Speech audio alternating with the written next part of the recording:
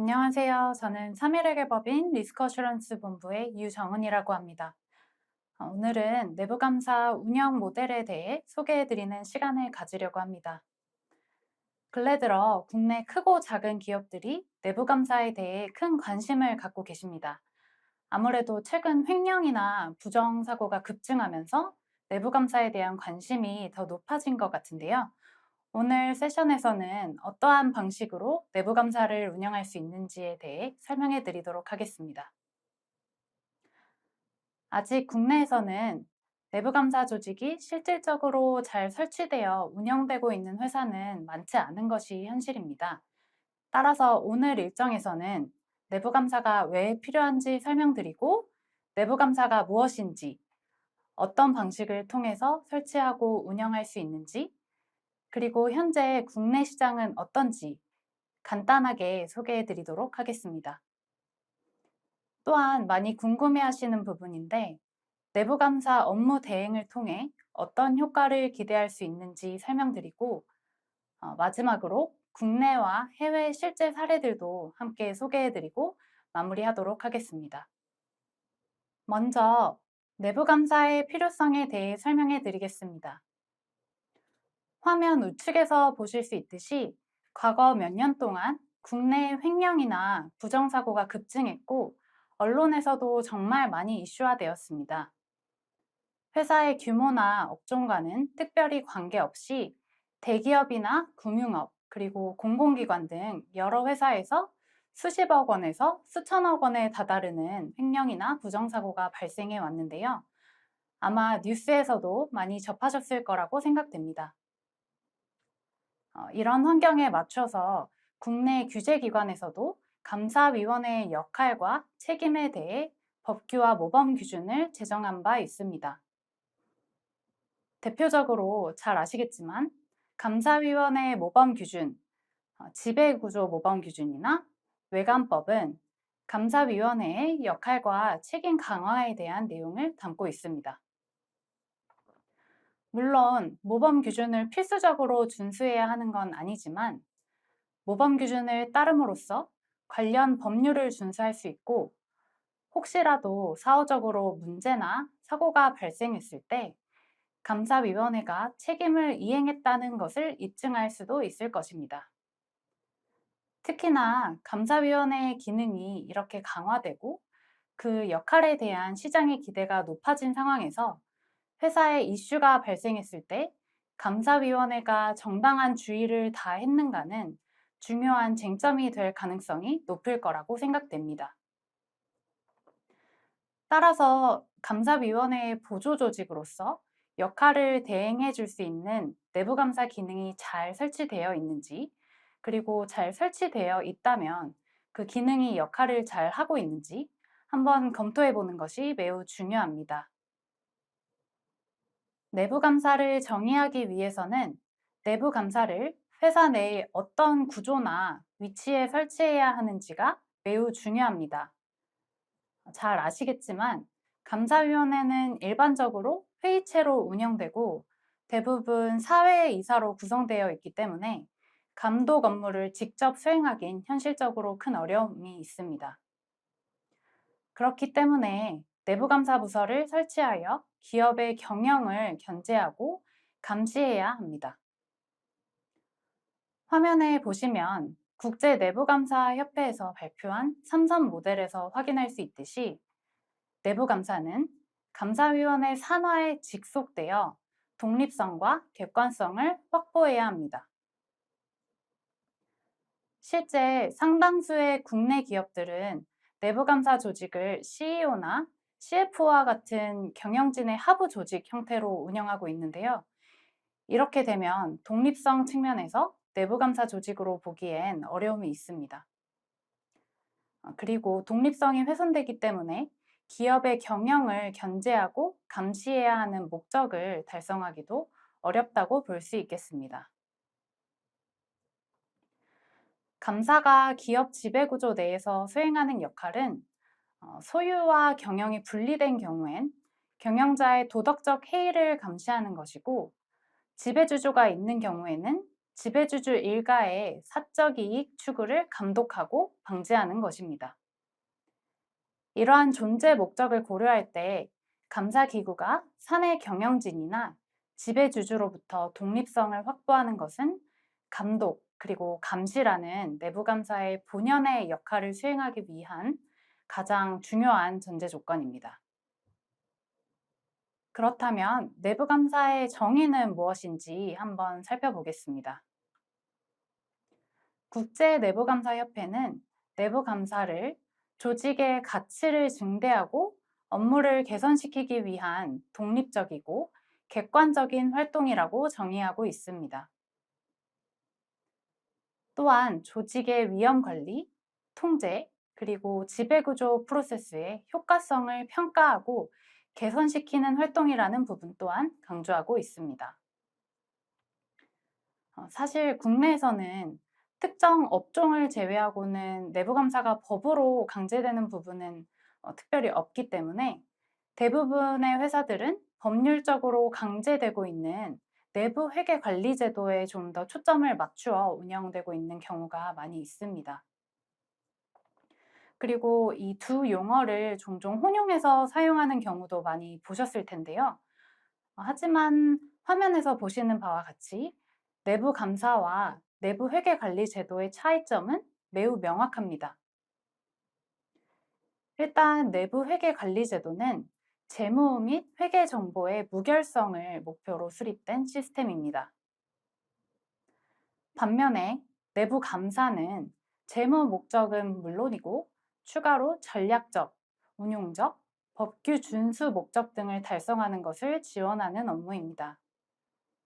좀 단적인 예시로 구매 프로세스를 한번 생각해 보면 내부 회계에서는 제품을 구매했을 때 실제 구입한 단가대로 재무제표에 잘 기표되었는지가 중요하다면 내부 감사에서는 이와 더불어 합리적인 가격에 구매를 했는지까지 운용적 측면의 목적을 달성했는지 같이 고려해 볼 수 있습니다. 이처럼 내부 감사가 본질적으로 의무사항은 아니지만 조직 전반의 운영 활동을 검토하고 견제하기 위해서 매우 중요한 역할을 할 수 있습니다. 그럼 내부 감사를 어떤 형태로 운영할 수 있는지 여러 운영 모델을 소개해 드리도록 하겠습니다. 앞서 설명드린 내부 감사의 여러 이점에도 불구하고 내부 감사 조직을 설치해서 운영하는 데는 현실적으로 많은 어려움이 있을 수 있습니다. 그래서 기업은 조직의 목적과 규모, 그리고 복잡성을 고려해서 조직의 특성에 맞춰 여러 가지 형태로 내부 감사를 운영할 수 있습니다. 좀 단순하게 구분해 보자면 외부 직원의 활용 정도에 따라 인하우스 모델, 코소싱 모델, 그리고 아웃소싱 모델로 구분해 볼 수 있는데요. 이 구분은 물론 프로젝트 단위로 구분할 수도 있지만 좀 더 쉬운 이해를 위해 내부 감사 조직 기준으로 한번 소개해 드려 보도록 하겠습니다. 먼저 화면 좌측의 인하우스 모델은 내부 감사 업무 수행에 필요한 전문 조직을 기업 자체적으로 운영하는 형태입니다. 이 경우에는 자체적인 내부 감사팀을 설치하고 독립적인 위치에서 최고 감사 책임자, 즉 CAE에게 보고하는 형태인데요. 이런 경우에 내부 감사가 다양한 전문 기술을 필요로 하거나 많은 인력을 필요로 할 때 자체적으로 모든 걸 갖춰야 하기 때문에 어려움이 있을 수 있습니다. 따라서 필요에 따라 회계법인과 같은 외부 전문가의 도움을 받을 수 있고 이처럼 외부 전문가를 활용하는 경우에는 화면에서 보시는 두 번째 모델인 코소싱 모델로 구분할 수 있습니다. 코소싱 모델에서는 앞서 말씀드린 것처럼 전문성이나 상시 인력을 회사 자체적으로 완전하게 갖추기 어려운 경우에 적합한데요. 내부 감사팀을 직접 설치하되 외부 인력과 협업하여 내부 감사를 공동으로 운영할 수 있는 모델입니다. 외부 직원의 참여도는 회사의 상황에 맞춰서 좀 더 유동적으로 결정할 수 있는데요. 코소싱의 장점은 외부 전문 컨설턴트의 전문성을 확보할 수 있고, 감사 계획, 실행에서 보고까지 감사 전반에 있어서 필요에 따라 유연하게 참여시킬 수 있기 때문에 리소스나 비용 측면에 이점이 있습니다. 마지막으로 아웃소싱 모델은 자체적으로 내부 감사 조직이 존재하지 않는 경우 내부 감사 업무 전체를 외부 전문가에게 위탁하는 형태입니다. 물론 이러한 경우에도 외부 인력에 대한 관리 감독의 의무는 회사의 최고 감사 책임자에게 있습니다. 아웃소싱 모델은 대부분 완전히 독립적인 내부 감사 조직을 설치하기 어려운 경우나 비용적인 측면에서 상시 인력을 운영하기 어려운 경우에 적합하다고 볼 수 있고, 회사의 특성상 좀 높은 수준의 전문성을 필요로 하는 경우에도 고려해 볼 수 있는 모델입니다. 이렇게 아웃소싱 모델을 운영하는 경우 경영진과 감사위원회는 외부 내부 감사 전문가를 활용해서 체계적인 감사를 수행할 수 있고, 전략적으로 운영 활동에서 자체 인력과 자원을 집중할 수 있다는 장점이 있습니다. 이 세 가지 운영 모델을 칭하는 용어나 경계는 약간은 모호할 수 있지만, 외부 전문가를 회사의 필요에 따라 다양한 형태로 활용할 수 있다는 점을 기억해 주시면 좋을 것 같습니다. 그럼 내부 감사 대행을 통해 어떤 부문에 대해 지원을 받을 수 있는지 좀 더 구체적으로 알아보겠습니다. 화면에서 보실 수 있듯이 내부 감사 업무는 크게 5가지로 구분해 볼 수 있는데요. 먼저 운영의 기반이 되는 파운데이션이 있고, 실제 감사 수행 시 계획을 수립하는 플래닝 단계, 감사 수행 단계, 그리고 결과 보고 단계로 구분할 수 있습니다. 화면에서 보시는 바와 같이 플래닝, 감사 수행, 보고 단계는 감사 수행 시 반복적으로 돌아가는 업무로 보실 수 있습니다. 그리고 마지막으로 감사의 품질을 평가하고 관리하는 퀄리티 부문으로 구분할 수 있는데요. 회사는 외부 인력으로부터 각 단계나 부문에 필요한 부분을 유연하게 선택하여 지원받을 수 있습니다.